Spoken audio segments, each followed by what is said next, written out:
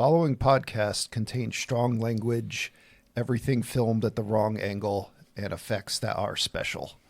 Viewer discretion is advised. Hey, Rob, you want the elephant? No. Take the fucking elephant! Take the fucking elephant! Four guys and a movie. Four guys and a movie. Donnie, Brian, Rob, and Joe reviewing movies for the show. Four guys and a movie.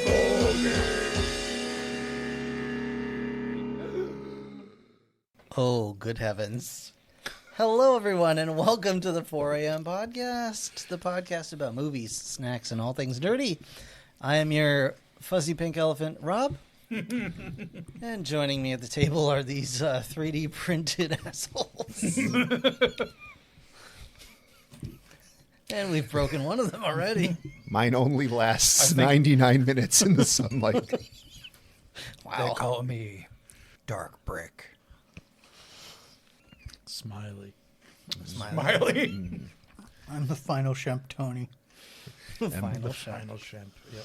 597 hours of assimilated face data. Joe. And not knowing how to just mirror an image. Copy paste. You bit it? Oh, God. Tony's got soupy mouth. He's got a soup dropped him. For those of you unaware, we just finished recording our Patreon exclusive episode, Snack Extravaganza, where we tried a bunch of different snacks, Like a lot. including Progresso soup drops. Soup you can suck. Soup you can suck on. So if you want to get in on that action, Don't bite the soup. consider becoming a patron Soup today. bites back. That was a bad idea. And Tony just bit one, I guess. No, I wasn't trying to. Bit the big one.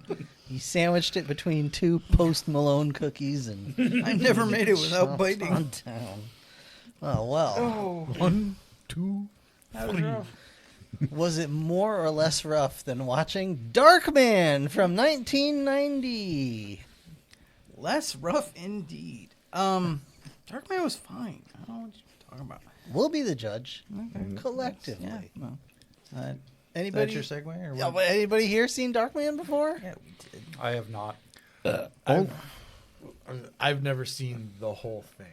Yeah, I've only seen just the select choice cuts, like the take the fucking elephant and like his face getting burned and those couple things. Okay, I've only ever seen this, I think, on TV. Like, I've only ever seen, like, the television edit. As You far as probably I know. yes.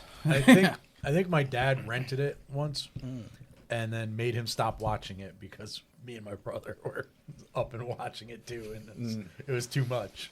Okay. I know I have definitely seen this before, but I mostly saw this as a TV edit. I'm guessing first, but I don't quite remember. Okay. But I do know that was a big thing in our house. We'll take Do the you fluffy elephant. Yes, Mhm. take That was- the fluffy elephant. Take the fluffy elephant. Just because it was so ridiculous how intense he got Yeah. and yelling about a fluffy elephant. Or was it fuzzy? I don't remember. Fuzzy. Yes, Take the it was fuzzy elephant. Yes. Take the fuzzy elephant. So, okay. Yeah, cool. So what can you tell us about this film? Okay. So yeah, this was directed by Sam Raimi, who of course we know from Army Darkness, Evil Dead movies, and the Spider-Man movies, which is blatantly obvious when you watch this movie. And I don't think at all of Spider-Man when I watch this movie. I do No? think of Evil Dead, though. And Batman. Don't forget Hercules and Xena. I think of 1989's Batman. I don't usually do movie stuff, but that is, TV stuff, but that is Listeners true. at home, you can tell if it's a Sam Raimi by the presence of Tim Raimi. Ted.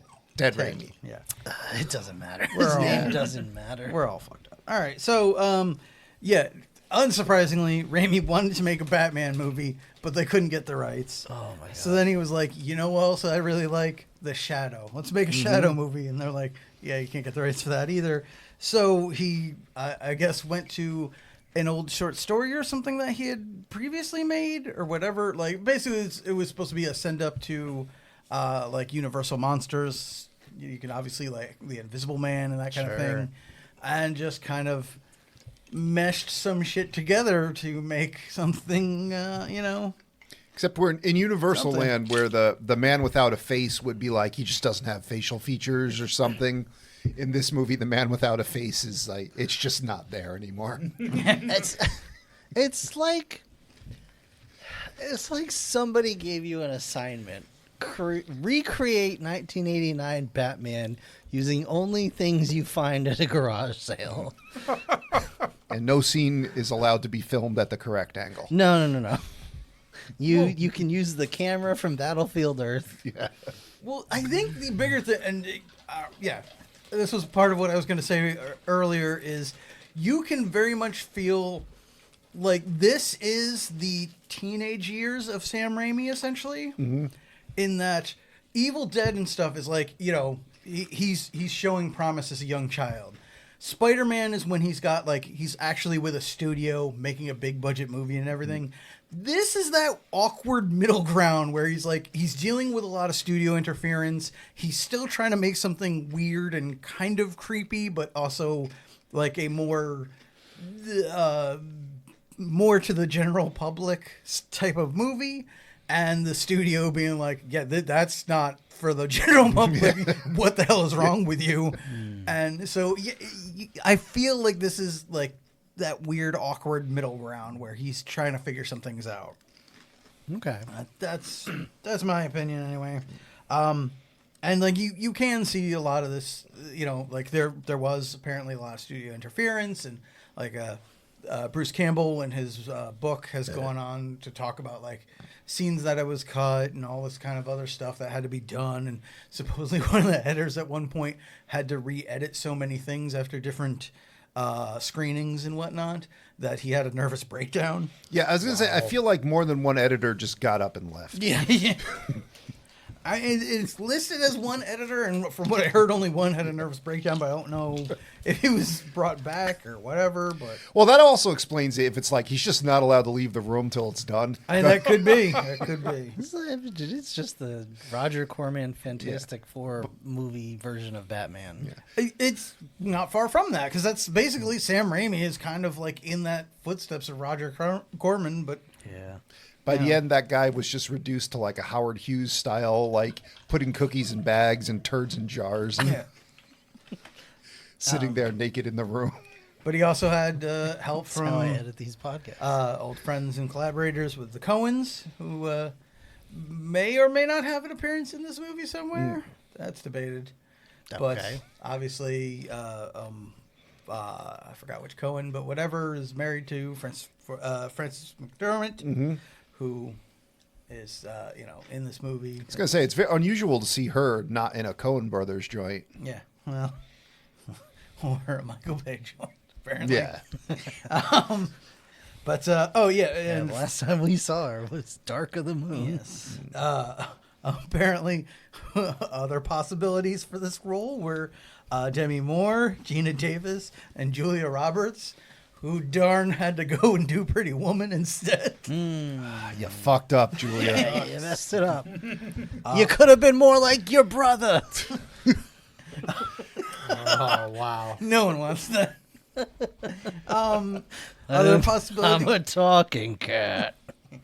I'm going to do all my movies from my toilet now. I'm not drunk, you are. So other possibilities for Darkman were Gary Oldman, which would have been interesting. I thought you were going to say Yeah. Gary Busey for a second. No, Why not? Why not? because That would have been my choice. between the real teeth Yeah. and the fake teeth, there would be nothing left of that mask. I don't have time for all this makeup. Just burn my face off. Oh, the road did most of the work already. Just give me a blowtorch. But apparently at one point, Bill Paxton was a front runner for this until he started boasting to all his friends, one of which being Liam Neeson, who was like, maybe I'll audition. And yeah. I picture just Liam Neeson just punching him out and walking into the audition. But want to guess at the budget this movie had? Oh, 1990. I genuinely have no idea because this movie looks like it could have been very deliberate, like this is how it looks, or it could have just been a total like everything went wrong. So budget-wise, it's hard to tell. $8 million. It's got to be more than that. Listen, I'm gonna say 25 million. 1990. No, 20 million. 20 million. 25 mil. Funk Soul Brother. They blew up a lot of stuff. I'll go 30. They superimposed And they- explosions over a lot of stuff. and they built that whole city. Oh yeah. Oh yeah. So I do believe this has to go to Rob. It was 14 million. Oh, Wow. Okay. So yeah, like that's again, this is one of Raimi's first big studio movies, but obviously they were like, we're bringing you on because you can do cheap shit. I feel like also midway through they probably saw what he was doing and took some of his money. Oh They were Jesus! like, what's this movie about again? Want to Okay. guess how much it made? This is a complete wild card. I have no idea. 30 million. I'm just gonna say 20 million again. 40 million. 39. It was 49 million. Oh, Burke wins. Okay. So, It's almost got a TV show and did get at least Oh. one sequel. I mean, I think two? It got at least two sequels, yeah. Yeah. Okay. Was Liam Neeson in any of the sequels? No. Okay. Yeah, I mean, a movie getting sequels doesn't mean much. Well, at that time, a movie getting a sequel was a decent enough idea that it showed promise. I mean, it's also kind of a horror movie-ish, Ish. and those movies just get sequels just cause. Well, now they do. Well, early 90s, it was a bit more rare, I think. Would at least move. Well, I don't know, because now you're getting into the difference between direct-to-video and theater. Well, did the sequels come out in theaters? I don't remember Because I think one of them is legit just called Die Darkman Die. Yes, it is. And I'm almost certain that one came out. That was like direct-to-video. Yeah, so I don't really hold much regard for any of that. Joe! Who's in this movie? All right, as we already mentioned, we got Liam Neeson, no stranger to this podcast. I know who that is. You do. Wow. He is Peyton Westgate or Westtake. Sure. You got Frances McDormand as Julie Hastings. You got Colin Friels as Louis Strack Jr. And Larry Drake as Robert G. Durant. And, of course, Ted Raimi as Ted Rick. Raimi. Yeah, as Ted Raimi. Some useless prick. Larry Drake came back for the sequel. Is that Who's Larry Drake again? the bad guy? Yeah, the bad guy. The finger collecting one. Oh, great. Oh, Where have the I one, seen him before? the one whose finger collecting never comes up again after that one scene where he mentions get the Asian's fingers? Yeah. Okay, cool. The guy who exploded in the helicopter as well. Well, Yeah. he takes some figures in the beginning. Yeah, well, I mean, yes, he got exploded in a helicopter, but Liam Neeson got blown out of the building through the roof, on fire, Oh, we'll get to that. full Anakin. Where have I seen Larry Drake before? Because it's been bothering me all day. Here's the thing. I think he looks like another actor. Well, he's also one of those guys. I guarantee he's been at least a small part in like 1,000 fucking things. Maybe. But I'm trying to look up some of Yeah. it now, and he was in Firefly. That's right. He was the guy that he got the car. He had to get the cargo from. He had Yep. the episode where he has the duel. Okay. Well, there you go. Mystery solved. Huzzah. Oh, that was a very silent. Yay! Sorry, just So, this film Yeah. yeah. sure does Batman itself all up in your face. at the beginning. Really. This movie, it takes itself seriously for maybe 15 seconds, and then the fucks run out immediately. Because you're just cut to a random shady deal, and there's this one guy talking on a car phone, and a couple other guys there, and he's got thugs everywhere. And these other guys roll up, and there's 8 or 9 of these guys, and garage doors open, and this main goons got like 30 thugs walk out, and they start frisking the there's 8 guys that got out of cars, and they're pulling like nunchucks out and like shotguns and rocket launchers knuckles. and just they have fucking everything stashed on them. Yeah, man. They leave like a whole arsenal just lying on the ground, and they walk in. And then besides these 30 like melee goons that are here, there's like a good 20, 25 gunmen on elevated they're positions. lining the walls everywhere. This guy brought his whole army for this deal. Yeah.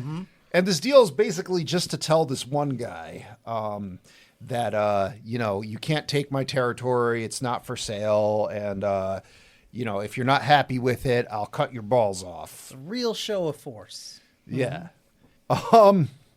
And then the movie's like, so check this out. Like Liam Neeson, we're just going to piss it all down our leg. So our big plan, we gave you all our guns. What you didn't account for, we have this guy named Skip.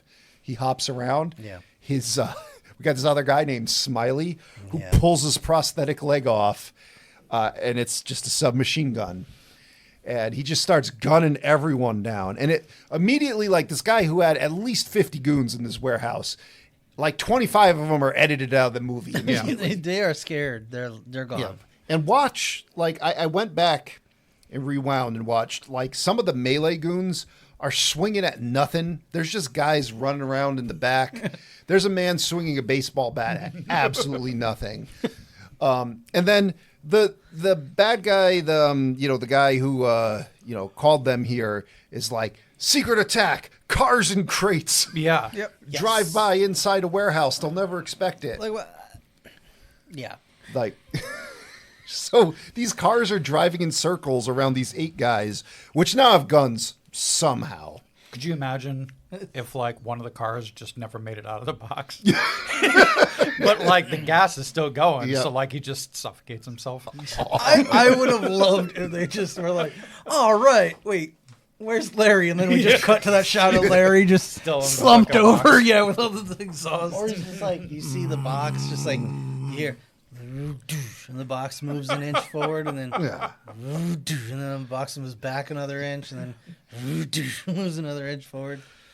I wrote in my notes, this is madness. Somebody Yes. get Larry out Yeah. of the No, box. Joe, this is Sparta. Yeah.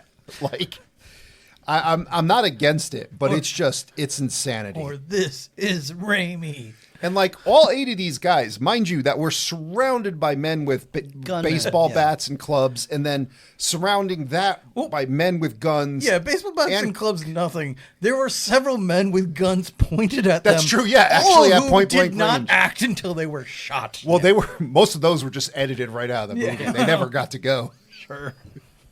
And cars and like, everything you could want. And they didn't kill a single one of these dudes. Like, all 8 of this elite gang survive. And so they take this guy, Eddie Black. Squibs are expensive, Joe. Yeah.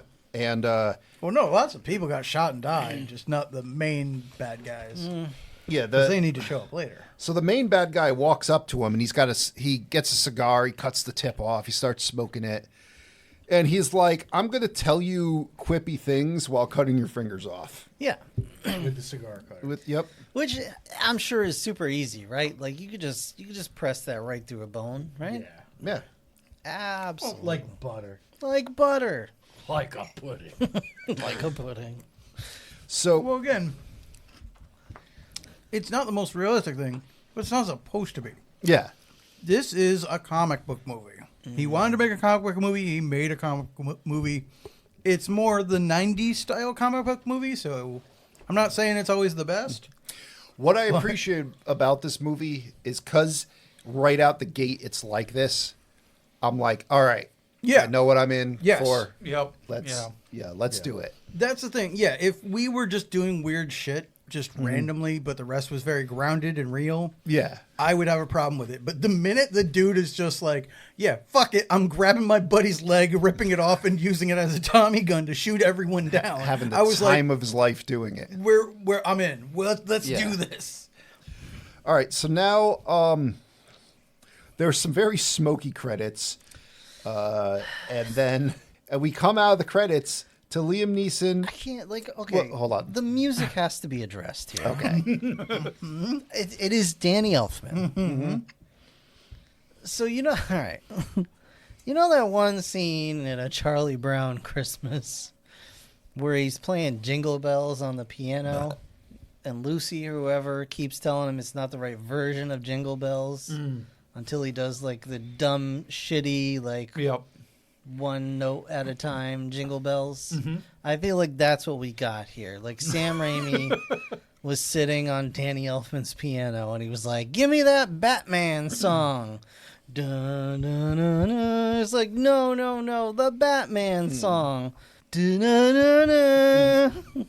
No, the Batman song. Dun, dun, dun, dun, dun. There you go. That's the one.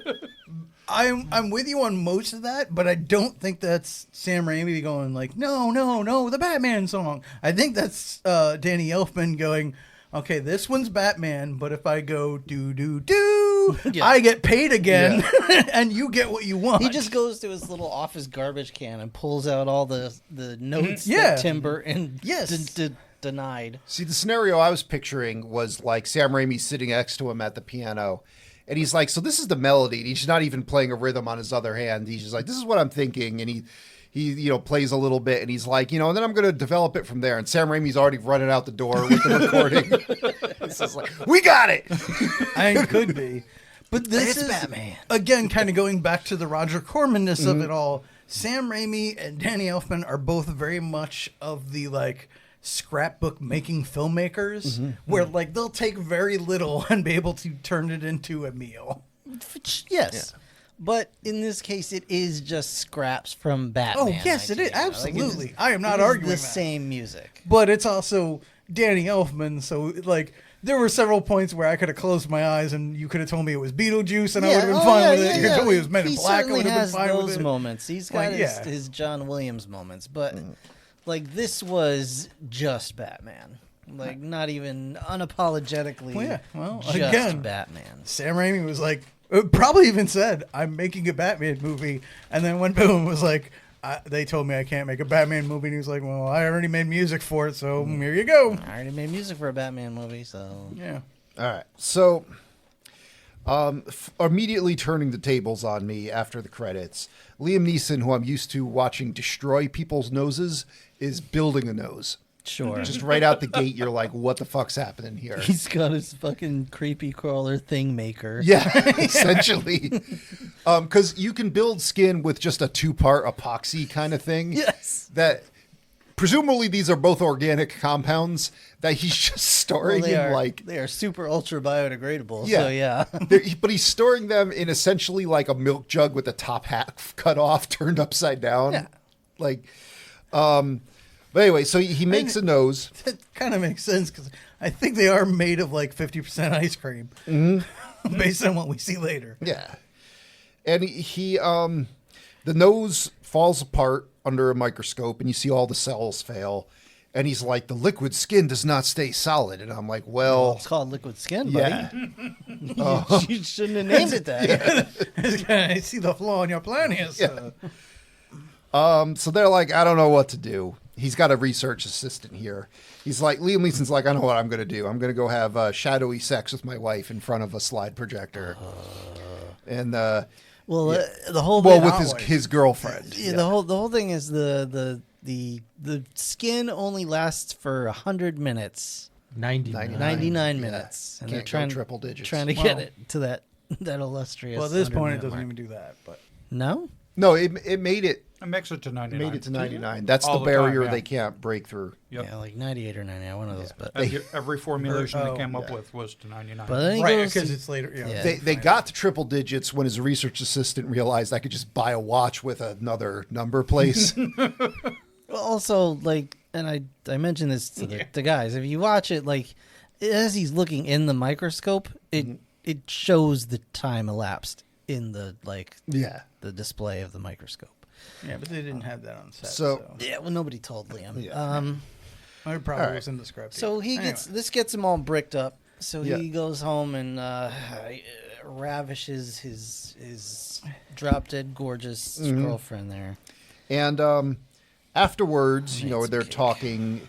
Or the next morning, find out she's discovered some hidden information in some memorandum to Belisarius that her boss did that isn't above board. And he's like, I got an idea. How about you marry me? And she's like, I got an idea. How about I run and catch a cab? She's like, I got to go to work. And doesn't tell him yes, doesn't tell him no. But she Which goes. is a good sign for Yeah. a long-term relationship. Yeah. Indeed. Yeah, it's always a bit of an odd part when you're like, this is the romantic couple for this movie. And when he asked her to marry her, she said, I have to think about it. Mm-hmm. It's always a great sign. In fairness to her, though, she did just discover that her boss is bribing people and is not above board. And she was basically late to work, so. And she likes having her own place. Yes. Yeah. Where she can have sex with her boss. So, Uninterrupted. this woman, Julie, she goes to work. She's talking to her boss. And her boss is like, yeah, I'm bribing people. Yeah. You think this model of this transparent city is going to get built by itself? No. Legos are expensive, bitch. Yeah. I can't There's pay for these models. this Robert Durant guy. He's going to do all this evil shit if I don't bribe him not to. It wasn't Legos. It was a dozer built model. Yeah, it was Doozer Tech. Shit. Yeah. Really? Okay. Yeah, it did He, look like he ate that shit after she left. it was crunching on it. Can someone out there just make some kind of like lollipop doozer sticks or something? Has that ever been tried? Probably. I don't know. I mean, Yeah. it's Get that basically, for it's a basically test rock kitchen. candy, right? Yeah. So So what part of the body does the doozer stick come out of? You don't want to know. Yeah. I mean, if you have to ask, I think you already. Oh know. wait, no, we did talk about this at one point because I remember you made the joke about like the doozer queen is like, oh no, it's a door. Oh. When did we wait? Who had this conversation? That was like a while ago, but I remember you making that comment. Oh, I don't remember that at all. I don't remember that. I mean, I don't like this movie is fading. Yeah, quickly, of course. so All right, so anyway, he's got a model all I of remember is that soup drop. of like a shittier version of Delta City from RoboCop made out of doozer sticks. And now we cut back to the lab where Liam Neeson, Peyton over here, his research assistant, learns that their synthetic nose can hold together if you keep it in the dark because the cells are photosensitive. This will never come up again in the movie, even though it is a solution to his problems. Well, What do you mean it doesn't come up It again? does. it kind of does. I mean, that's the It's- whole thing behind his masks expiring at you 99 know what? minutes. It really doesn't come up again. But yeah, but they actually. don't, like, he could have planned it. He could have done half the shit he did at night. Yeah. And not have to worry about it. That is the real problem with all of this Yeah. is that was a lot of the things I read was debates of like, why is it called Darkman? And that's why. he doesn't. Well, They were like because it it's because it's cool. it works But- it works okay in the dark, and then they're So like, why okay, doesn't he do anything in the dark? Check, got that figured out. Put that aside. Movie title is all set. Yeah. Yeah, but then he does Now what? nothing Yeah. at night. I would have liked them to have gone into the technology and gave it some nuance. Like, it's 99 minutes if exposed to sunlight the entire time. It's longer if it's exposed to half that amount of light. Yeah, You nuance. get like Yeah, some that's- change back if it's saved in the dark. You know, Yeah, it's a shame because this is otherwise a really nuanced film. very. And Yes. clearly, Sam Raimi did a lot of research to make sure the technology was all completely accurate. To real life. Absolutely. All right, so which cartoon character are we running into now? No, I'm just picturing when someone asked Sam Raimi, how does the science of this actually work? It was like the crash zoom on his face where everything turned to fire in the background. And he just freaked the fuck out. Fuck you! Take the fucking elephant. Just Yeah. broke the guy's fingers. No, but there are like nuance, like I kind of like it, even though a lot of it is ultimately lost. I'm sure in the edits and so on, but like the collecting fingers, it makes the guy a bit more interesting. Doesn't really amount to much, but Or anything? yeah, at all? well, it just doesn't have to. He's just he just says it. he's a criminal. He's a criminal guy. He collects fingers. Okay, cool. Also, I don't know if you caught that, but like he was in the military. That's how he knew to use that grenade launcher. I did not catch that. No, Yeah. okay. So when we see his finger collection, you could see like on his wall. There's a Wait, did glass we case see with- his finger collection? Yeah, you do. Yeah, yeah. When did we see that? Oh, At that's his towards house. the end of the movie. Yeah, you were Yeah. not paying Right attention. before he gets arrested. Oh. But like you could see on his wall, he's got like some glass case or whatever. With, like I probably not a Purple Heart, but like medals or whatever. Okay.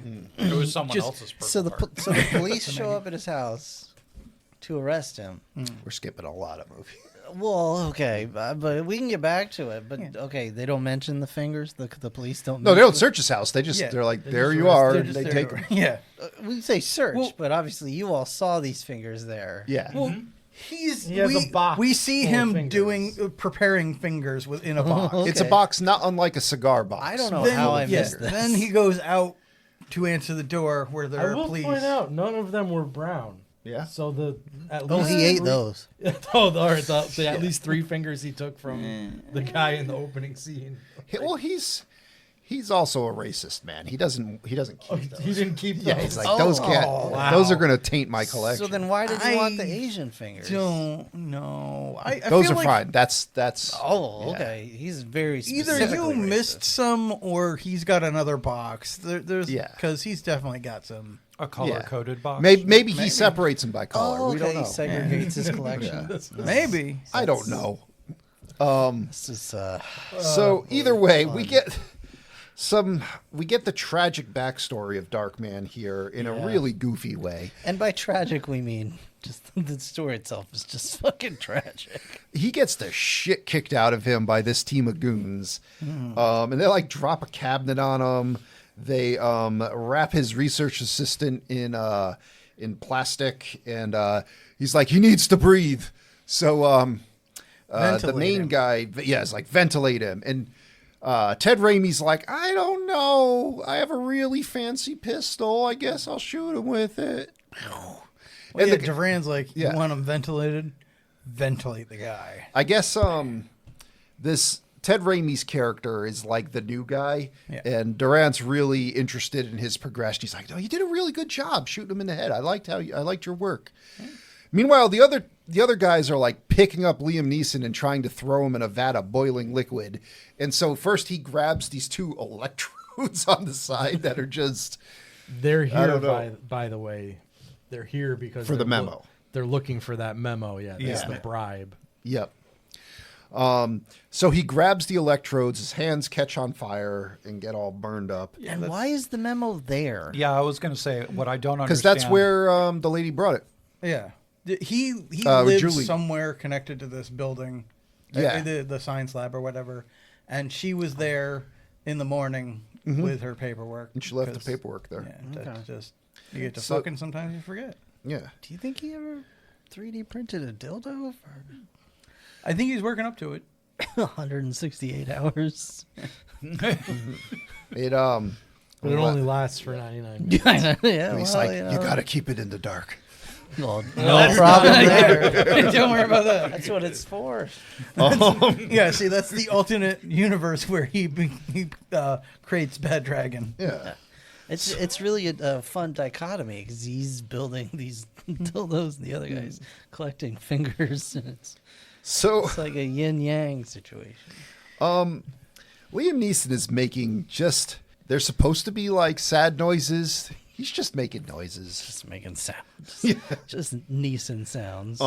First American movie. Yep. And now Is this while he's holding onto the electrodes, or all of it. When his whole assistant time. gets murdered, he's just like, What do you mean first American movie? First American movie, what does that mean? well, he was in British cinema first. Yeah, but I think noises are pretty universal, right? You know, Oh well, yes. I'm just pointing out this is Where was Kroll produced? Probably Italy. probably. oh yeah, it's a real Italian Spider-Man vibe to that. Because Kroll was definitely before this. Yeah. Well, yeah. I mean, Kroll. This was not his first movie. Kroll was first, but Kroll almost certainly was not American. This is just the first movie he got to do without his leprechaun costume on. But no, Sam Raimi was like, no, make noises of grieving for your fallen lab assistant / burned face / burned hands like an American. Make please. the sounds of an animal. An American animal. An American animal. Like an armadillo. Do what my brother tells you. But so the goons leave, and they set up this elaborate gas trap that's like Yeah. a lighter, and there's that bird with the water in its butt, the bird toy that like rocks back and forth, and eventually that's gonna hit the switch for the lighter. Yeah, I had one of those. That Yeah. would take a while. Yep. And I don't think it would actually be able to press the switch. No, absolutely not. Any resistance, it would just bounce right Well, back. luckily for Mr. Durant, however, Liam Neeson is can't walk and can't really use his hands. It can really only make noises at it. But even still, I feel like just like he was breathing pretty heavy at that point, and I feel like just the breath would have knocked the lighter over, and this whole thing would have been a moot point. So, either way, his girlfriend Julie comes home and is standing outside contemplating the marriage proposal. And you're like, man, that last scene was really heavy. Like, it was goofy, but it was still really tragic what happened to him. You know, how are they going to add some levity to this? The whole fucking lab explodes. Oh, levity is the right word. Yeah. And they might as well have They put certainly the all- Yoo-hoo sound in. Hey, guess what, Joe? Yeah. Guess what sound I made when Oh, that yeah. I know exactly what sound you made. As the burning corpse of a Liam Neeson is catapulted across the fucking street through the roof and not- into the water. Yeah, not just across the street. Yeah. Like 20 stories up and out into Yeah. the bay. Straight up and out. All right. I know No. that explosion was violent and she recoiled from the impact. There's no way you didn't notice that. Yeah, though. exactly. Like, you had to have seen that. Was he? I don't know, because had he made the Yahoo? It was dark. It was dark. It was a real Mac and Me grocery store situation. Oh, very much so. Well, she's There also- was even a hand-drawn kid in a wheelchair Yeah. falling over. Well, she's also dodging like the. I made Rob stop and rewind it. So I could Yeah, see we watched it. She's also dodging like the refrigerator Yeah. that came flying out the window and other things. So you know. So no matter what happens going forward, that adds like a whole letter grade onto the movie for me. Sure, Just that couple seconds, I was like, yeah, that's pretty damn amazing. Yeah, again, I was in. Also, I believe we skipped a little bit past it. Well, not sort of, but sort of. But when he's frying himself on the electrodes, Yeah. I believe is when we get to see his hands turn into claymation. Yes. and turn to skeletons Yeah. or something. Oh, those electrodes are hooked up to the Necronomicon. Yeah. Again, I was in. So I have never seen a movie do this before. She looks at that and she's like, no, and it literally just puts her in funeral garb and edits her right to the funeral. Just like the street becomes the cemetery. And by funeral garb, you mean they drape a black cloth Yeah. over her head. Like maybe 2 steps away from a nun habit. She looked like a nun. She looked like a nun. like a woman becoming a nun, like that step that you go through. Yeah, basically like- dressed like Yeah. that. Say if you're in a film called Future War, Yeah. and you are an up-and-coming nun in training, And and you meet a tool. much like in Future War, she's kind of the romantic interest to this guy who doesn't speak English Holster a very well. Big retard that can't talk right. And fights dinosaurs. Gentlemen, we have a whole gauntlet of questions to run now. Oh, okay. Because after the funeral, Shoot. right, where they reveal all they found of him was his ear. Sure. Yeah. By the way, because no one checked the bay. Yeah, no. Apparently. It was still on fire. Like, it was floating in the water Yeah. on fire. Yeah. Yep. This man got a Viking funeral. What I do, it seems to imply that they were like, we need to investigate this explosion, but we aren't going to look at anything that went further than the street. Like anything that crossed the street is just out of bounds. And when you say Viking All right. funeral, do you mean Jedi funeral? Sure. Okay. For Keep going. Qui-Gon? For Qui-Gon? For Qui-Gon. He's a Jedi. His funeral was he disappeared. He groomed a bunch of kids. No, he did actually get burned. How'd he get burned? Apparently by a little drinky bird. But anyway. All right, so they call this next scene the burn unit at the hospital. Yep.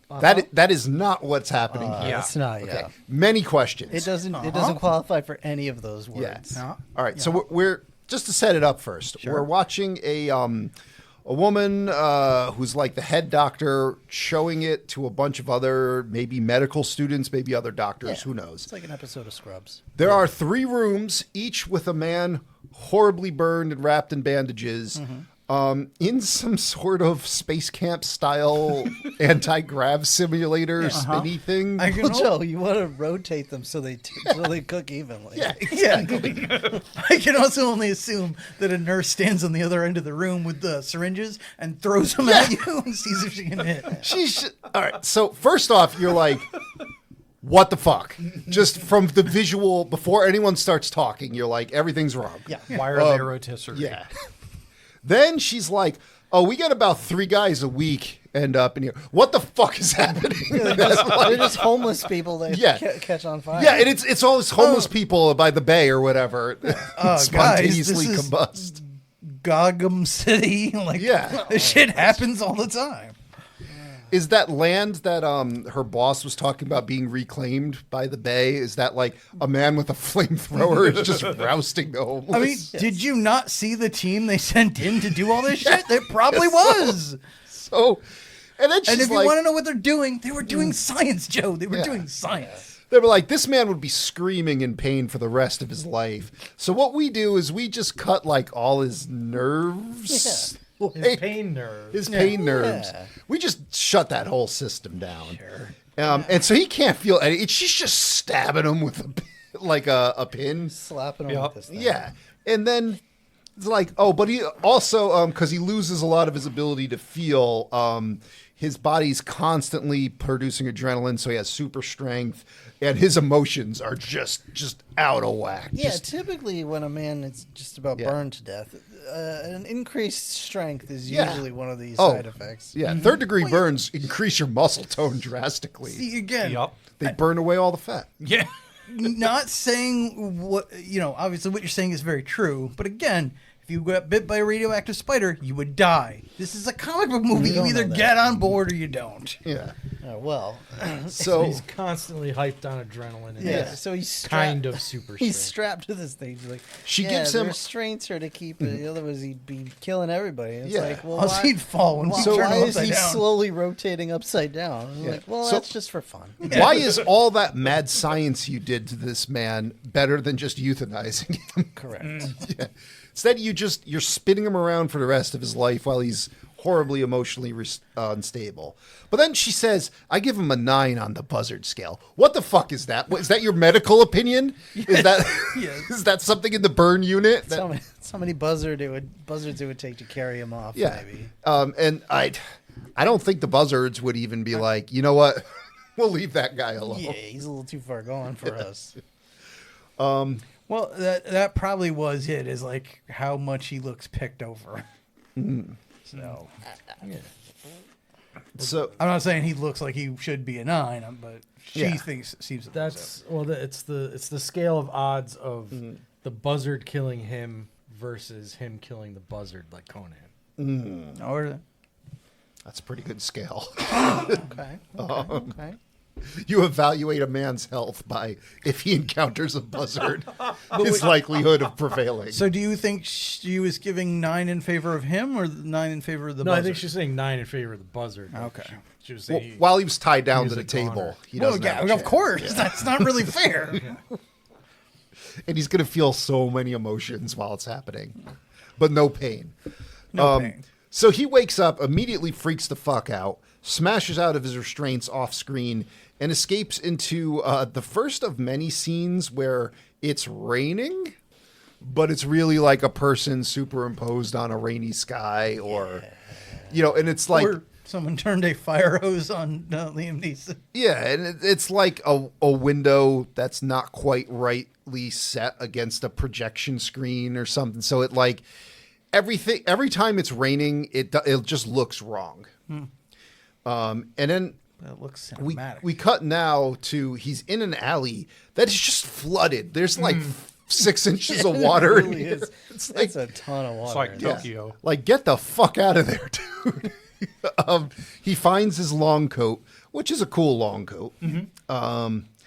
And then he goes. Nice that somebody put a apparently completely undamaged long coat in the trash like that. Yeah. Right next They to were his done with Spider-Man their costume. Phantom of the Opera cosplay. Yeah. So then, just so sad. He's fumbling around the alley. He comes out of the alley. I'm pretty sure that was Julie there that he reveals himself to. And he's like, "Yes, Ray." And she doesn't even scream. She's just like, "You," and leaves. And he's like, "I'll go back to the alley." And he could go anywhere else, but he's like, that alley with 6 inches of water, I'm going to try to sleep there. Yeah. Oh, yeah. Under a cardboard box. Yeah. 'Cause that'll keep the water out. Two downspouts Yeah. that are aimed directly at him. Yeah. Directly at my ass. Yeah. So I'm like, he's clearly just in a sound stage getting blasted by a fire hose. But, like, how did he even get the cardboard box to stay down? I mean, maybe he sat on the flaps. I don't know why it didn't just float It away. didn't stay very long because the wind blew it over. Yeah, just like fucking climb up on the dumpster or go in a different alley than fucking Monsoon Alley. I guess you'll be alone there. No one else goes down that alley. By the way, No I'm competition. I'm now picturing that like that's one of Bruce Wayne's efforts to improve Gotham City. Yeah, I guess it's not really Gotham City, whatever, but like he has somebody like the church or whatever. He gives them a certain amount of money so they can go out and buy hats and long coats and leave them on different dumpsters for when inevitably a superhero or supervillain comes out of the sewer. Okay, so now he goes back to his lab. It's ruined. He finds a broken mirror, cuts his bandages off his face with some glass, makes more Liam Neeson necessary. noises, and freaks out. And then he's like, I'll just move into this abandoned chemical plant. So is that his old lab or?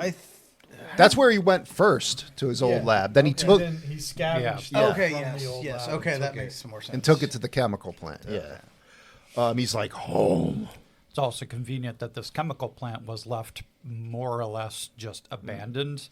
The electricity apparently still kind of works, and Guys, it's a comic book water's movie. still going through it. Well, It's a comic book movie and it's an abandoned factory. That's just how it Yeah. goes. Yeah, that Fahrenheit 451 squad that just flamethrowers people has already come through and cleared this place out of squatters. It's sterile now. Yeah,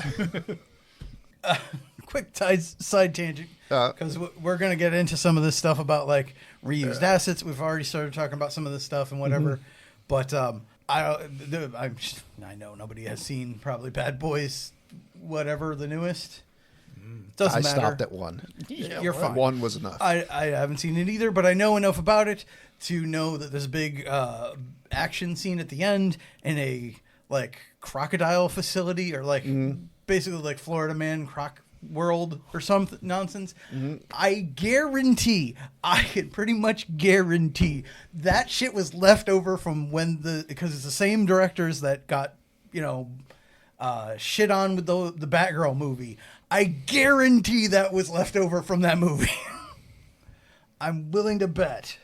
I don't know You lost. anything Yeah, that you're what? talking about right now. Sorry. I haven't seen anything Loose you're talking threads. about. That's so- fine. But basically, the big end action scene is like a Batman movie where Yeah. the villains are held up in an abandoned, I don't know what you want to call it, like wrestling, gator wrestling area. Crocodrome. Sure. Crocodile.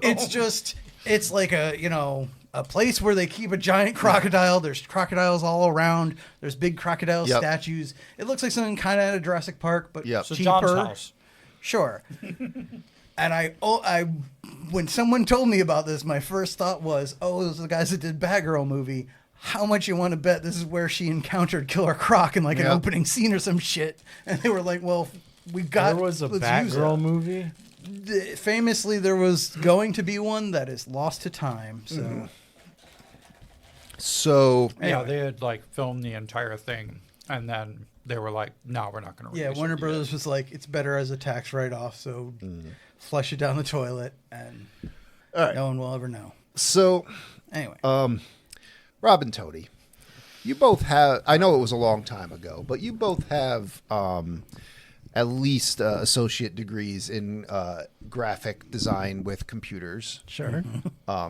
if you were to say have a 3D scan of 3/4 of a Liam Neeson head, missing 1/4 of it, on the side of the face, from a photo that was burned. I believe this would actually be in the introduction to Photoshop class. Yeah. So you're missing, just a bit of like the eye on the left and the mouth on the left. Sure. How long would it take you? Now, granted, you're using 1990 computers, so that is a little sketch. Okay. So How long- 600 hours? Oh yeah, at least. Yeah. Let's see. So you gotta make a selection, and then How long would that take? mirror that selection.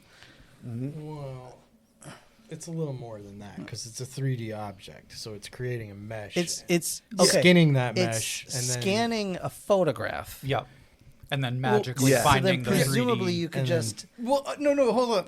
I was like, I from someone who works with Blender, even with that 3D mesh, you could go this area, copy, flip, and put it over there, and it doesn't take that long. Well, but I'm saying it's got to start with a 2D image to create the 3D image Yeah. because it's just scanning. It's literally just scanning a photograph of this guy's face. Yeah. Well, You yeah, could solve it into 2D image stage. photogrammetry, and it usually takes more than just one picture. Yeah. Yeah. Yes. But- Well, all he did was one picture. Assuming you have a computer that could do it in one picture, would it take less than 571 hours? If 30 seconds is less than 571 hours, then Yeah. yes. 1990 computer, though. Yep. I couldn't tell you that. Technically, 1989 I mean, computer was 1999 Probably, yeah. computer. But It's- I'm guessing that in a world where you can scan a photograph and create a 3D model Or where you could build a nose. or build a nose, you should be able to just cut the image in half and mirror it. Two things of that. One, for like, also, do we know? I forget now. I'm already forgetting. The picture is because he uses the picture he found in. Yeah, the picture is in damaged. the- Okay. Yeah. Because damage from the fire. when he gets the 3D printing, it has like weird flesh chunks Yes. cut out of it. Yep. Because it's Like, 1990. wouldn't it? Yeah, but wouldn't it just be like blank or like?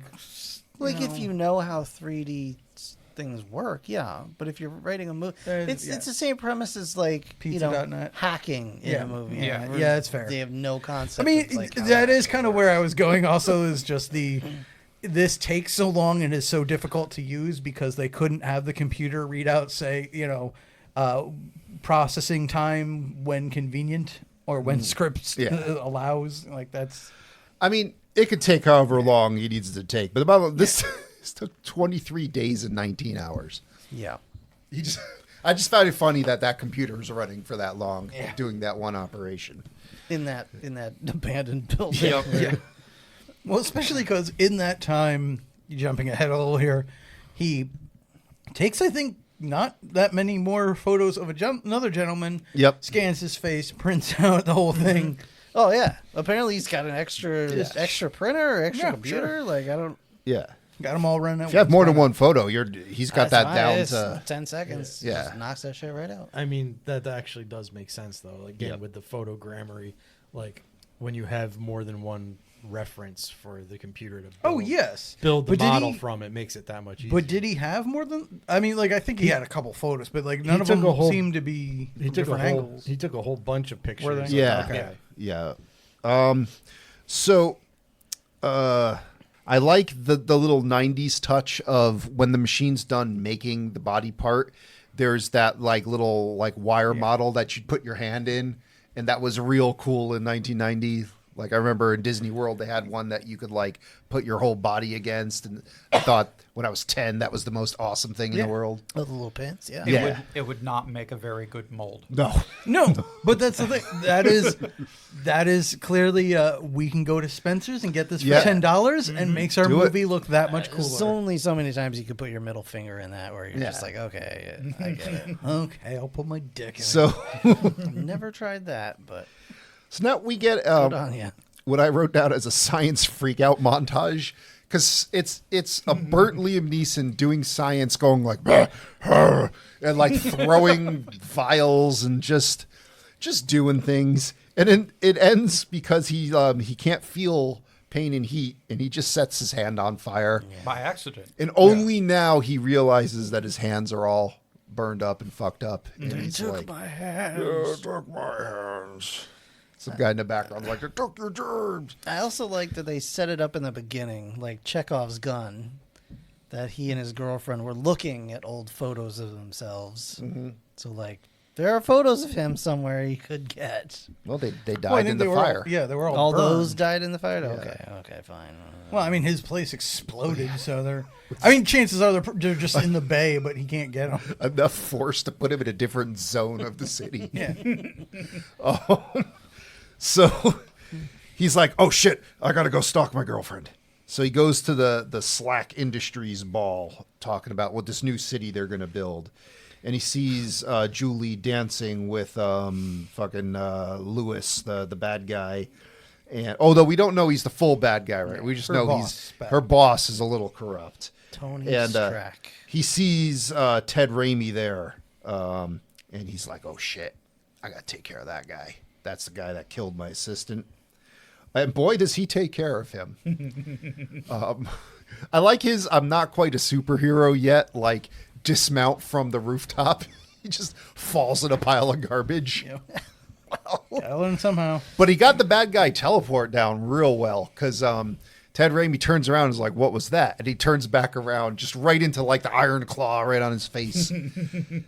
And then immediately teleported into the sewer where he's like shoving his head in the water, getting the information. Yeah, he brought him down into the sewer and closed it up after him just to reopen it again. Where are the drugs? Can we trust him? So he finds Well, out he doesn't want to be in trouble while he's interrogating him. Sure, yeah. the main bad guy Durand here, and he's like, "All right, you know what I'm gonna do with you, Ted Raimi? Just stick you out through this manhole cover in traffic." Sure. Some shots are an actual Ted Raimi, some are a dummy. Oh yeah. Some were Beaker. I couldn't Yeah. tell, Joe. Are you sure? Some were Beaker from the Muppets. I think at one point it was like the dummy was on a turntable and they just spun it around. I think, yeah. Like he's just fully doing a barrel roll on the I think a ladder. couple of those were the melting face from Indiana Jones. Yeah. Just spinning around. Very unsettling. Also, another one where I I did can not notice. Kevin can- McAllister set it up. I can pretty much guarantee that's because Sam Raimi has just for years now been like making molds and fake masks of Ted Raimi and like, I'm gonna put this in some movie or shoot it with an arrow later or God only knows, but I think those So- two are bang. You think they're like McPoyles? no. The Raimis? No. You sure? Yeah, no. So They're a little too sexless for me to think that. Sexless? Yeah. They're not. It's only sex with each other. No, What? that's still sex. Yeah, what makes you think they're are sexless? you saying the Raimis are asexual? I don't. I'm saying. I know they don't know how sex works. The interactions with Liam Neeson. And, I'm saying that I either don't or don't want to think about Ted Raimi having sex, Good so my point. brain will not allow it. So Ted Raimi gets removed from this film via an 18-wheeler and presumably just left in the sewers to rot Yeah, why not? because they can't find him later. No. So now Or they don't look. he uses his super stalker. Finally, I have to go looking. Liam Neeson uses his super stalker abilities to stalk the bald guy from the Goons and Ponytail Man, who found out later was named Guzman, and takes a bunch of pictures of him. And yeah, can just immediately now make skin gloves. And we get this creepy, like, one hand is like a man wearing a skin glove, and one hand is like a really weird, like, Evil Dead quality puppet using a keyboard. And it's just creepy to look at. And That was stop motion. yeah. Yep. And he becomes Paulie, the bald guy from the Goons. And he knows that Paulie meets these other guys at a deli, and he gets a briefcase of cash to do something with. He then sets up Paulie he chloroformed him in his room so he would sleep late to miss the drop, and then dressed him in the suit and gave him like a plane ticket like he's leaving the country. and just took the money, presumably to fund his lab or whatever. Yeah, I guess hopefully to buy the plane ticket. How did he pay Yeah. for those plane tickets? How did he buy the plane tickets? Where did he buy the plane tickets? Oh, he had an insurance policy on all shit. What? Well, So he just went to the airport and was like, yeah. Can I collect on the insurance from my dead lab? I need 2 tickets in this guy's name over here. No. He's not here, but I Well, have his face. Yeah, it's pre 9/11, so I'm sure you can get tickets. Well, I bet you- no I'm problem. not saying Like a slightly fancier version of the crackhead outside 7-Eleven that's not allowed in, so he has to like beg people to go buy him. you just throw him the tickets out the door. They're Yeah, there. he's like, go in there and buy a ticket to Rio. Hey, kid. Well, no, again, he What just day needs, is it? he needs the money. Like, he Yeah. looks like the dude, so he could buy tickets for him, no problem. That's true. He does have the mask now. So, Okay. And he did practice talking Yeah. like him. But he So- only has 100 minutes. All right. well, yeah, per mask. Yeah. Who knows how quickly he's getting these masks out? And Although he, how quickly he had to run away with his face smoking. yeah, Can you excuse me 1 minute? yeah. I'll be right back for those tickets. Sir, your face is on fire. I know. I gotta go. Too long in the sun. I really need to get these tickets. Can you hold my place of mine? Seems my face is melting. I'll be right back. I should have done this in the dark. I'm sorry. All right. So now, Yeah, of course.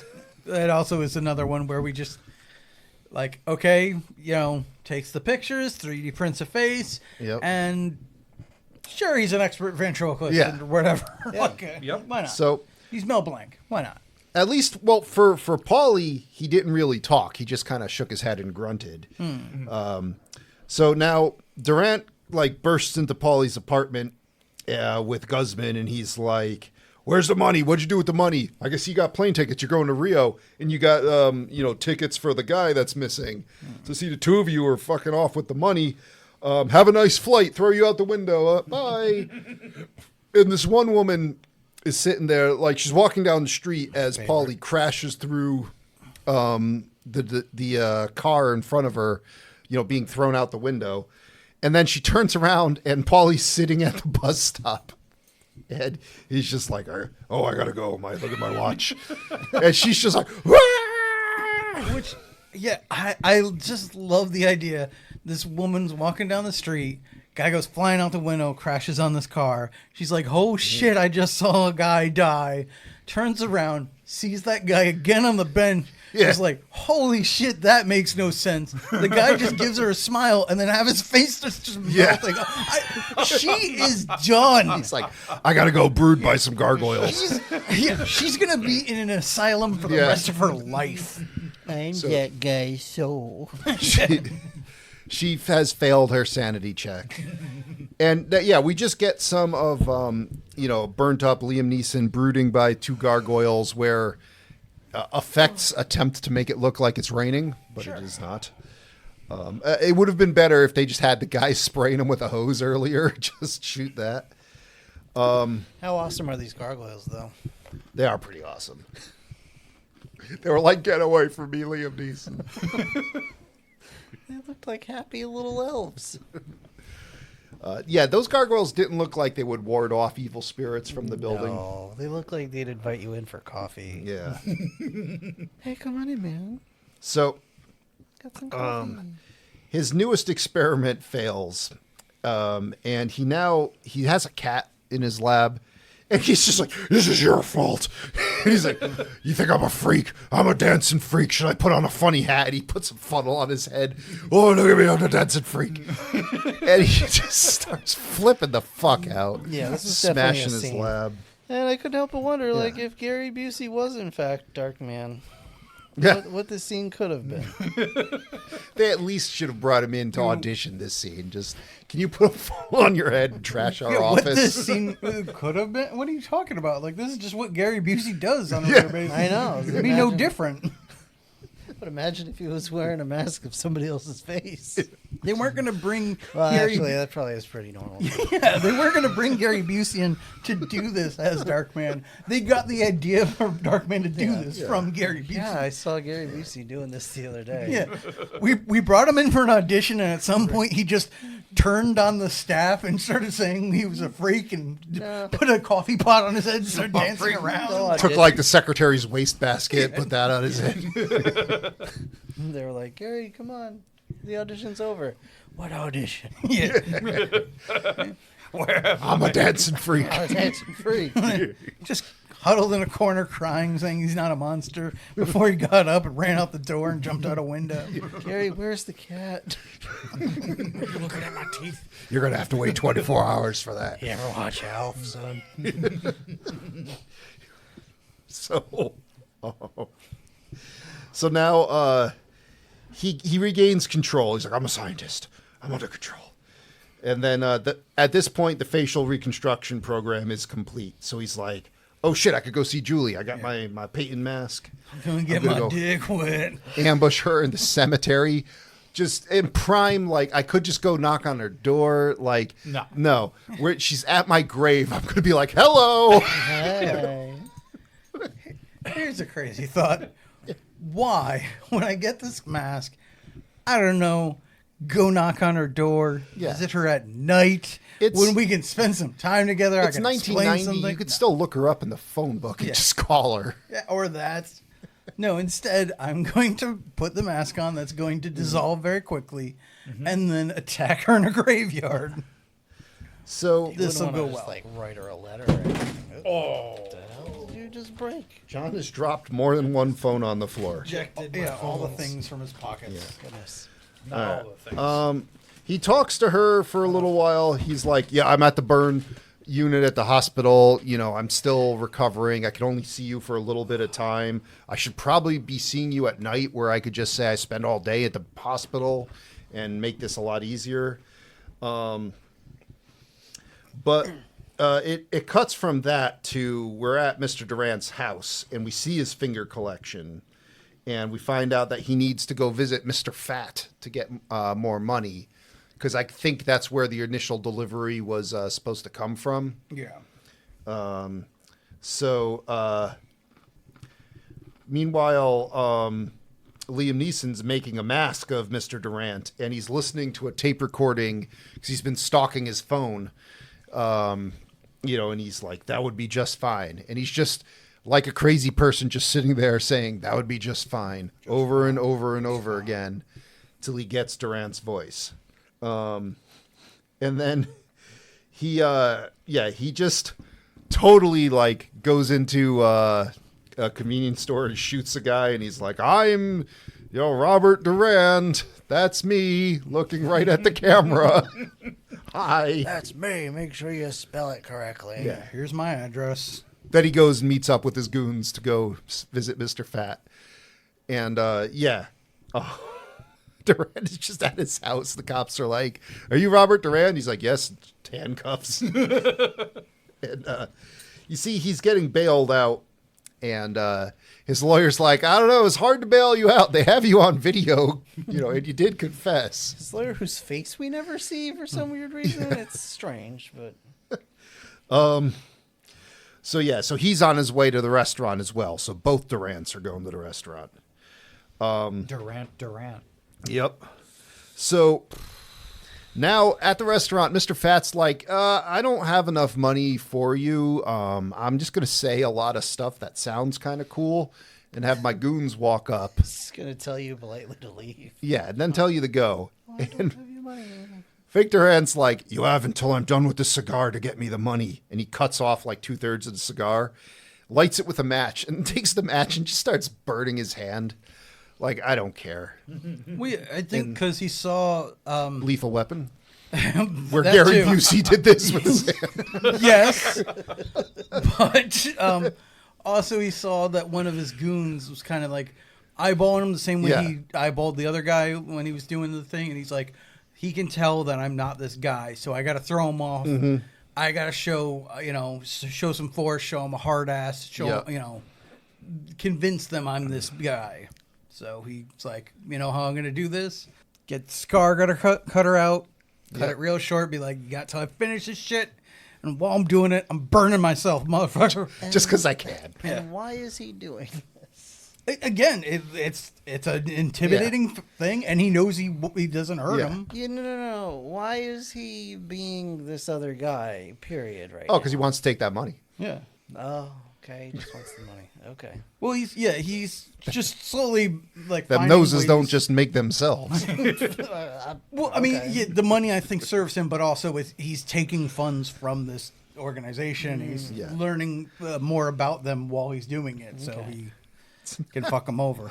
Now it's a straight up Looney Tunes cartoon now, because he's leaving as the real Durant's coming in. They're both in a spinning door, Oh my god. just like shoot him, no, shoot him, and they're pushing the door. Yakety sax starts playing. Yeah. It should have. Bugs Bunny and Daffy And Duck. his goon Guzman just does not know what to do, and then finally, the stalemate's broken when one of the Durant's faces starts to smoke and melt.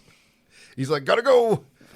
And he just leaves the face melting on the ground. And Hey, who cares? yeah, now it cuts to just the weirdest scene in a film full of weird scenes, where we're just at a carnival where everything is filmed wrong. Everything's laughing. Everyone's a freak. Just like Everyone's a freak. it's like they found the most unsettling looking like clowns and other artwork and whatnot. And this is where Julie and Peyton go on a date, and Peyton's got his face mask on. Great choice. Yep. And Peyton's trying to like confess what actually is going on to Julie, but then they just bring out a random bear man. And the guy's like, he's a freak. He's a freak. And so Peyton's like, oh, instead I'm going to blame this on you, Julie, and be like, is there another man? And Julie's like, well, he doesn't mean anything to me. And so So yes. so Peyton's like, oh, I love you so much. I'm going to win you this fluffy elephant. Which also, just real quick, again, I was distracted by a dog at certain points in this movie, but like, she says this. At any point, were we given the impression that something was going on with her and the other dude? A little bit, yeah. Okay. The dancing. Oh, right, at the party. Yeah. Okay. Fair enough. All right, so now, oh my God, he's like, I'm going to win you this elephant. I'm going to throw these baseballs. And he finally does it on the third try. And he's having this face off with this carny fuck who is always facing 90 degrees to the side. I don't know. And he's just like, you were behind the line. Like, how the fuck do you know? You weren't even looking. He's purposely not making eye Yep. contact with Liam Neeson, as one does. The guy's just like, I think you should get lost. And then finally he comes face to face with Liam Neeson and pokes him, which, Darkman or not, that's a mistake. Yeah. Calls him a weirdo. Calls him a weirdo, yeah. You're getting called a weirdo by a carny. It's bad times. Fucking, oh man, does he freak out. He turns this man's fingers into rubber, just bends them in all the directions. Just picks him up. Oh, go ahead. We get a great shot because, as soon as his fingers snap, that guy starts screaming. Liam Neeson starts screaming. Francis McDormand starts screaming. They've been going back and forth this whole time. Yep. Give me the fuzzy elephant. And the guy's like, no, Yeah. Not doing that. not giving it to you. Give me the fuzzy elephant. Yeah, the tension finally reaches the point where it snaps. Everyone's screaming. He picks this man up by the shattered remains of his hand and just throws him through the fucking wall that's supposed to be the backstop for the baseballs.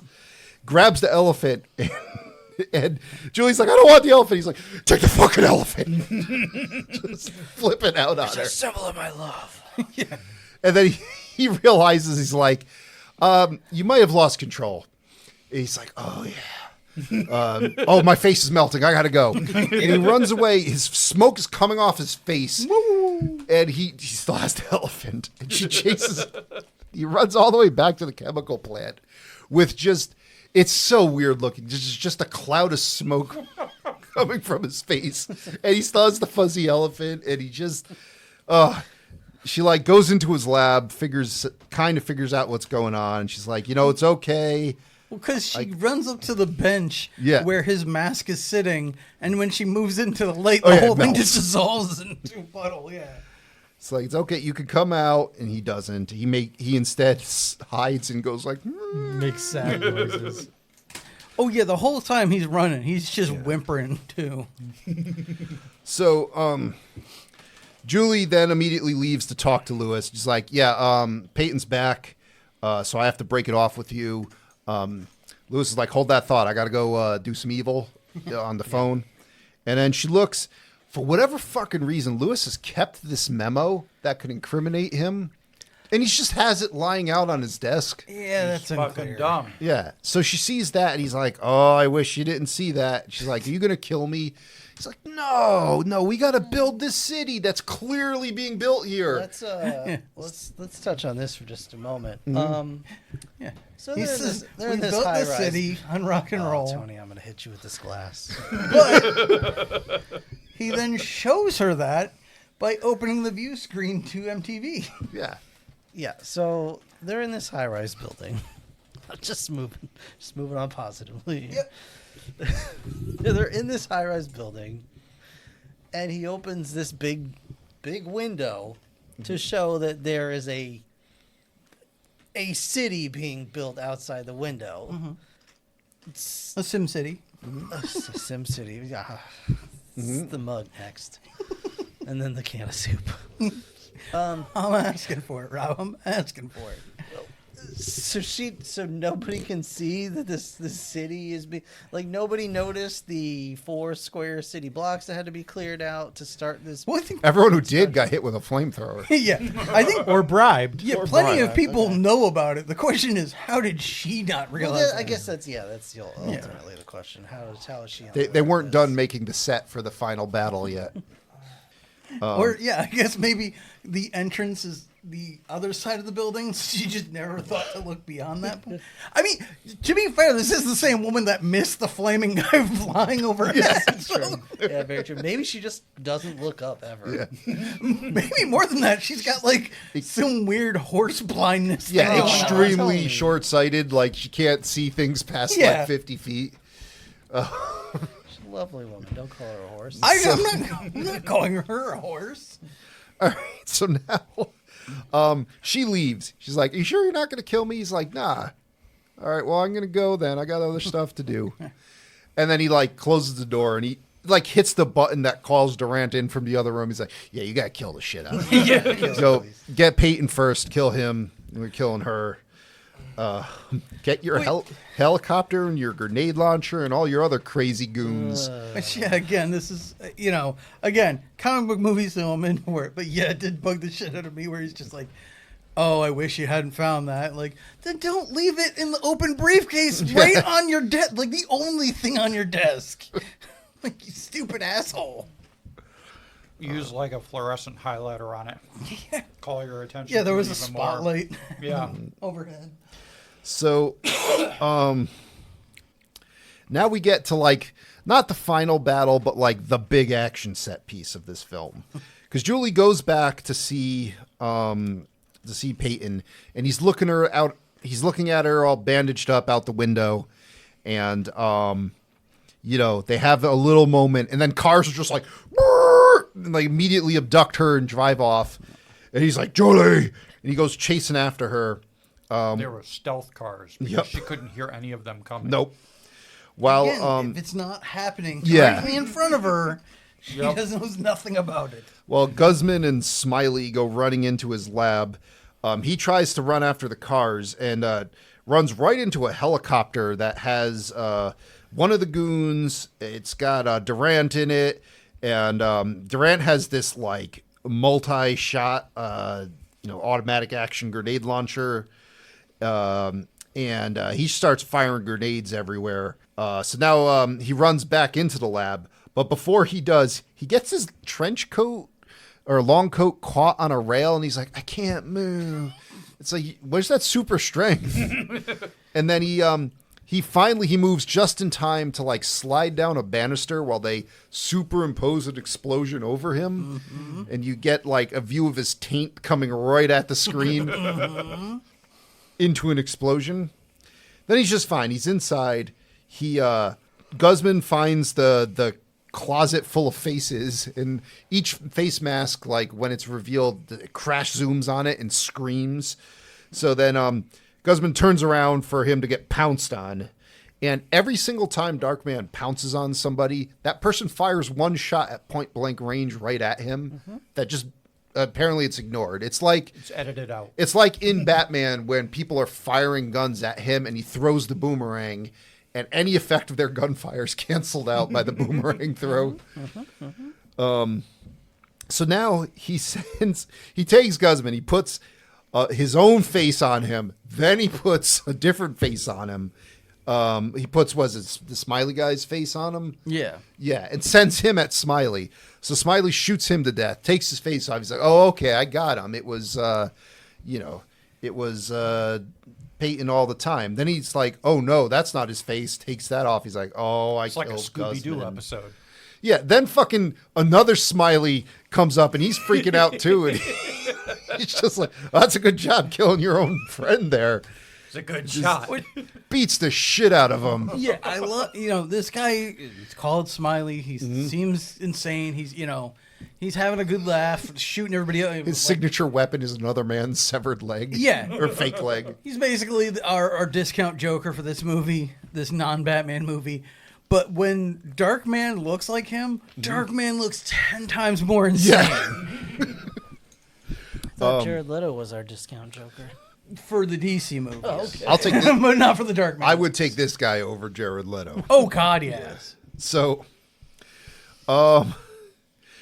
he beats the shit out of this guy, sets up that same elaborate gas trap, but this time there's a hitch because there's a hologram so this guy is trying to grab this hologram of the detonator like 20 times. Repeatedly. Like, you could have left the building by now. You could have closed all the gas valves. You could have done a lot of different things. Again, makes it convenient. But the whole building fucking explodes. Meanwhile, while that's happening, Darkman has managed to attach himself to the helicopter. And he's like up on one of the landing gear strips, and he like grabs one of the dudes that's in there and just throws him out. So now it's him and Durant. Out you go. Yeah, just, Durant kicks him in the face a whole bunch of times to the point where his face falls off. And then he falls out of the helicopter, but he grabs like a hook. There's like a Plot hook. Yeah, there's a plot hook. There's just the line with the hook falling off the helicopter for some reason. And hold on tight, everybody, because this scene goes on for what feels like a quarter of the movie. Yeah, for a movie Yeah. that's moving at a breakneck pace where no scene is even a minute long, like this scene does go on for a while. Going. Even if it's only like 5 minutes, that's long by this movie's standards. This was the budget. Yeah. And it's some impressive stunts if that actually is a dude being dangled from a helicopter. For some of it, it definitely is a Yeah. dude. Like, you can see them, like, kicking their legs and shit. But, Like a police helicopter is just flying by. It's like, oh, turns around. It joins the chat. Durant deals with that by first raking it with a M60 fire. And then the cop is still like, I'll just get my pistol and shoot back at you. So he's like, all right, well, here's my grenade launcher. Blows the police helicopter up. Now they're like, let's just lower Darkman, who's hanging on this hook, down onto the highway. Right. And he ends up essentially getting on top of an 18-wheeler. And the 18-wheeler has a little bar on the top of the trailer, which... A convenient place to put a plot Yeah, hook. presumably is just there to destroy bridges Yeah. or rip the top off the trailer. Yep. So he hooks the hook onto that. And now Durant's just fucked because the trailer like just pulls the helicopter into a bridge and it blows up. And the truck driver, he couldn't be Doesn't stop, bothered. He doesn't keeps slow driving, down. just dragging a flaming helicopter behind him. While like Darkman's burnt ass face is like, yeah. America.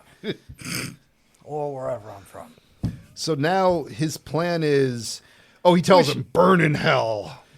Yeah. Which, weirdly enough, this is one where it doesn't make a whole lot of sense, but we cut immediately from dragging the burning wreckage of this helicopter to a slightly bruised up Duran waiting for this other guy, right? Yeah. Yeah. Even How though did the that lab happen? where those faces are being stored and made blew up. None of this makes sense. He's presumably kept some Duran faces stashed around town. But more than that, like, Could you imagine like a Girl Scout accidentally finding one of Yeah. those in the? but more than that, like, is this as the audience, are we supposed to know that this is clearly not Duran? Because they don't play it like you Yeah. should be in on what's going on, because they even give him Yeah. Duran, bruises and whatever. But like, there's no way he should have survived that explosion. But then again, there's no way fucking Liam Neeson should have survived his explosion either. true. But it's like you would think there would be like something in between Yeah. there, so it's not just like Duran is dead. Here's Duran back again. Like, well, we know, like, there's no way that's actually him. That has to be Darkman. So either way, But, Darkman, his plan is he's wearing Duran's bruised face, and he shows up with Julie and Lewis, and they go on this elevator up to the top of this skyscraper that's being built in this new city. Why, when it's just the three of them in the elevator, why he doesn't just beat the fuck out of Lewis right then and there and make the elevator go back down? Yeah, I don't know. That would But- have made sense. Yeah. So now they get to the top. There's another goon there, so now he's outnumbered. And Lewis he's smarter than the average bear. And apparently he grew up on working on high rises, so he's in like his home terrain where he has the ability to balance on steel beams, no problem. The final boss stage. Final boss stage, yeah. Yeah. So this would be a fuck of a final boss level. Yeah. Especially once he gets that rivet gun out. You're fucked. So Durant's just like, I mean, Lewis is like, hey, Durant, how are your kids? And Durant's like, oh, they're fine. And he's like, you don't have kids. Rips his face off. It's like, you're Peyton. So now he's like, ooh, you can't catch me. I'm flopping about these steel girders 600 feet in the air. Never going to get me. And then the goon is like throwing hooks, and there's like 20 crane hooks just here for no reason. Sure. More plug hooks. Like, yeah, it starts as one, and you're like, all right, that kind of makes sense. And then it's like 10 by the time they're done. Yeah. It's to the point where the guy, the goon has a hook near him, and Liam Neeson catches the other hook he threw at him, and he pulls down on that hook, which is attached to the hook near the goon somehow. Sure. There's just hooks on pulleys to other hooks. Sun hooks. Yeah. Couple of xenomorphs hanging out up there. Why not? So he pulls this guy's like by like hit the ankle of his pants and like hangs him upside down, and he just lets go of the hook. Yeah. He's like, adios. And so now it's just him versus Lewis. But Lewis upgrades to like a rivet gun. And this rivet gun, granted, it's not meant to fire rivets at a distance. It's meant to just slam a rivet into things. So accuracy is not its primary attribute. But this thing can't hit shit. Like, it's right next to him, and he cannot hit him with this. He gets him once. Gets him once, rivets him to the wall. But then he makes the mistake of calling him a freak. Yeah. It's the rivets are also slowed down by that bullet cam. Yeah, indeed. So now, Peyton freaks out and just beats the shit out of Lewis. And ends up, also by this point, Julie almost got thrown over the edge, and she's hanging on a piece of rebar about to drop. And so he takes Lewis, and he's like holding him upside down, and Lewis is like, I know you too well. You can't drop me. You're not able to. And he's Did you not see the guy earlier Yeah, who he I just just- did that to? killed a whole Like, just- bunch of your dudes. like 3 minutes Yeah, ago. including one by the exact method I'm about to kill you. Yeah. Yeah, but I may or may not have banged your girlfriend. He's like, Oh, that'll do it. hey, Sully, remember when I said I'd kill you last? I lied. No, but his actual one-liner, he's like, I'm learning all sorts of new things about myself. Or learning all sorts of Something new like that, things yeah, to whatever. do. Either way, he just drops him to his death. I'm learning to live with all sorts of things. That's it, yeah. Which does, parallel his character development as he's learning to live with being a burned face man. Yeah. And so now, he saves Julie by just swinging by on a hook and catching her as she falls, in Batman style. Mm-hmm. And Or Spider-Man. Now Julie's like, I could live with your face. We could do this. Yeah, this we'll is make this fine. work. And he's like, Peyton's dead. Peyton's gone. And he's like, I gotta go. And he runs off. You see him grabbing a new face. And Julie runs after him, and she's like turning random guys in suits around. And it's not him. And then we see off in the distance, he's fucking Bruce Campbell. Yeah, baby. And you're just like, oh no. Give me some sugar, baby. Has about that same dramatic impact as like when you find out at the end of Sleepaway Camp that it was a dude. It's just standing there like, Oh, there's a dick. I see. Okay, I get you. but instead in this case it's Bruce Campbell's chin. Oh, there you go. It's Bruce Campbell. Whatever. It's a Sam Raimi film. You knew it was coming. Yeah, Oh yeah. I was like, where has this guy been? That's actually I did have to look up who was in the following ones because I kind of was like, is this his backdoor way of just making it so Bruce Campbell could take over the role? But that's not the case. That makes it even more sad, actually. Well then, Darkman. What a fun time. What does Rotten Melt Mask say about this film? Well, according to RottenTomatoes.com, critics gave this a score of 83%. Audience gave this a score of 60%. Critics gave it 83%. What it said. Fascinating. The bar was not very high in 1990. Well, also, that I think it's important to note that obviously Rotten Tomatoes was not around in 1990, so I don't know how much of that has been altered since then and so on. Exactly, But- which critics have seen this? They couldn't review bomb it. Well, just that, I don't know who reviewed it, when, how many reviews there are, but that's their thoughts and opinions about. What about you and yours, Brick? I felt like it was a fun movie. It went by pretty quick, like we alluded to before. The scenes are short, I felt like it was a fun movie. Don't take it seriously. It doesn't take itself seriously. You shouldn't either. No, it's mild. I'd give it a C. You want to watch it? Go for it. Okay, John, before you fall asleep. I enjoy me a Raimi movie. I was highly amused the entire time, so I definitely recommend. Not so much as a superhero movie, but just as a if you like Raimi movies, you'll like this one. So yeah, I'm totally down for watching this. Rob. My brother's not going to be happy with this, but I view this film in the same manner as A Talking Cat and others of its ilk. It is a very watchable film, and I'm going to recommend it, but not based on its Sam Raimi-ness or anything outside of the pure batshit insanity and stupidity of the plot, the acting, and just the overall everything about the film. It is absolutely wild to watch. It was entertaining, but holy shit, did I not at any point really have a grasp of what the hell was going on? Why I was there, why anyone else was there. How often do you? It's a sliding scale, but I do recommend it ultimately. I don't find it to be a good movie. It's just a fun movie. I just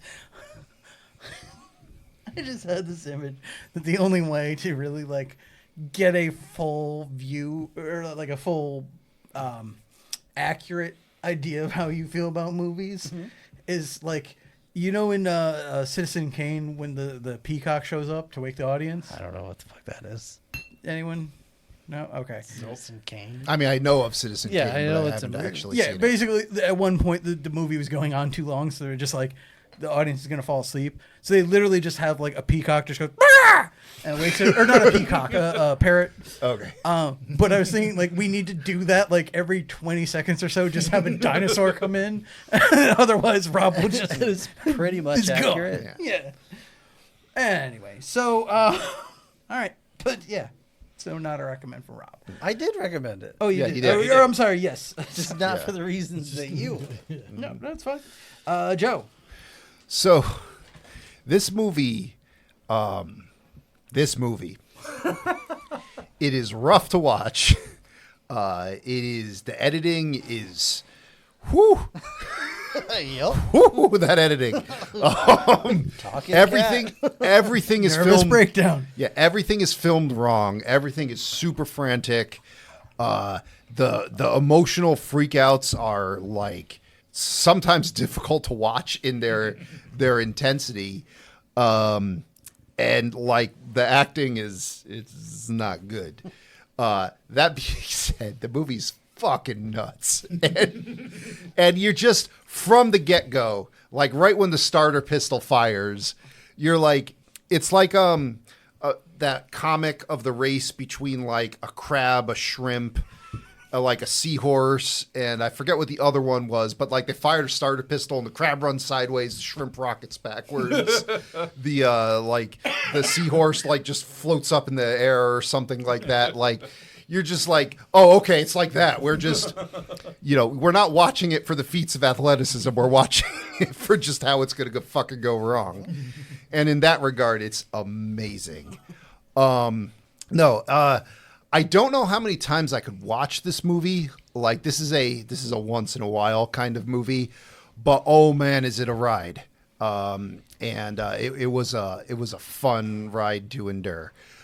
So yeah, I would say I would put this in about like my B tier. I very much enjoyed myself watching it, but it's definitely like a guilty pleasure kind of movie because this is not a good movie, but it's like.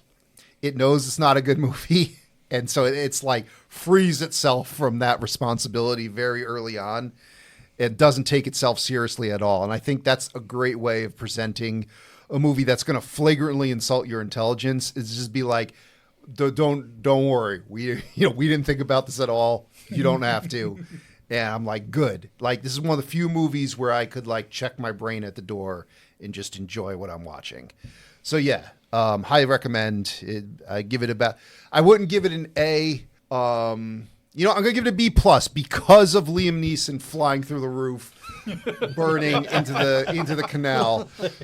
I mean, that's that's got to move a grade up just from that. I want that as a screensaver. Yeah. So, yeah, someone's got to make that into a meme for something. Oh, but, I think it is already. Yeah. But anyway, yeah, I can't watch it all the time just because it is so frantic and disjointed and just unpleasant to look at a lot of times. But it is really fun.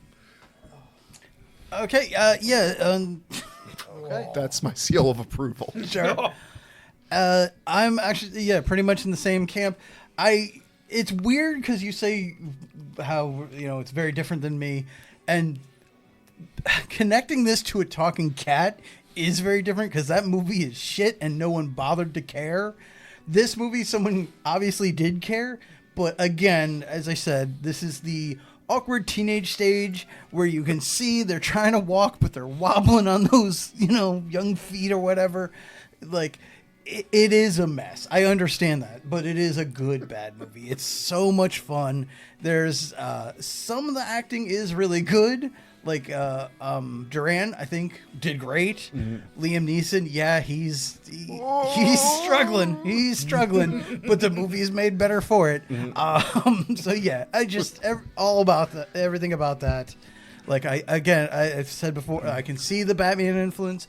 I can see the Universal Monster influence. I could also see where he, the Shadow as well. But I could also see where he's, the leanings towards becoming a Spider-Man movie, like. I swear to God, like most of that thing where he's hanging from the helicopter is the same scene we get early on when Peter Parker's trying to learn to web swing. Mm-hmm. But all together, I think it's a lot of fun and you can enjoy it. So recommend. When you say movie where like someone obviously cared, I picture this is the type of movie where one person cared really passionately and directed it. And everyone else was like, if that's what you want to do, That's what we're going to do. Yeah, kind Yep. of. And they just trusted in the process. Yeah. Soup drops. Yep. All right. Well, that was Darkman. I think it's Rob's roll, isn't it? 'Cause didn't Tony roll this? Or did Rob roll this? Oh, I forgot. Tony's got it written down. Yeah. Do? Tony did roll this. Oh, I did? Okay. Did you? Want to vamp for a minute? Is it my turn? It is. You've been handed the sack. I have been handed a sack. I will roll the red die. It is a 17. Oh. There you go. There you fucking go. 17. What do you do? 1992. Army of Darkness. Wow. Just ride that RAIMI train. Keep the train rolling. All right. Speaking of movies you should only watch once every so often. Yeah. We get to see how this holds up, everybody. Woo! Wow. Groovy. Yeah, it's fucking groovy. That's Didn't we? Oh no, we did Evil Dead. We did Army of Good. Darkness. Bad. I'm the one holding the gun. All right. Well, that's it, guys. Army of Darkness next time. I have to go back in my cave and hibernate for the rest of the winter after this feast of snacks. It's good. Yes. I'm gonna need to have a nice bout of diarrhea, and then just prepare myself for more Sam Raimi. Diabetic coma. Oh, and more Sam Raimi. All right. Yeehaw. I'm running away. Yeah, me too. Thank you guys so much for listening. We'll see you in the next episode. Bye. Adios. How did you say Darkman without any lips? Oh. Yeah,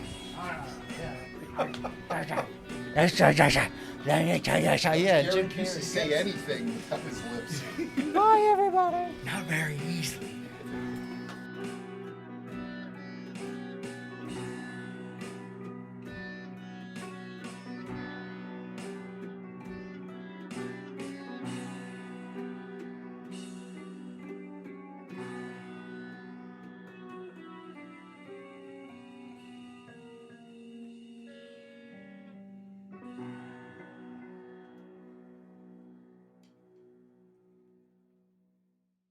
Hey everybody, thanks so much for listening. If you enjoyed the episode, please subscribe, and if possible, leave a review. If you have questions, comments, or would like to sponsor an episode, email us at the4ampodcast@gmail.com. And if you want to support the show, you can buy a t-shirt, hoodie, and more at Teespring.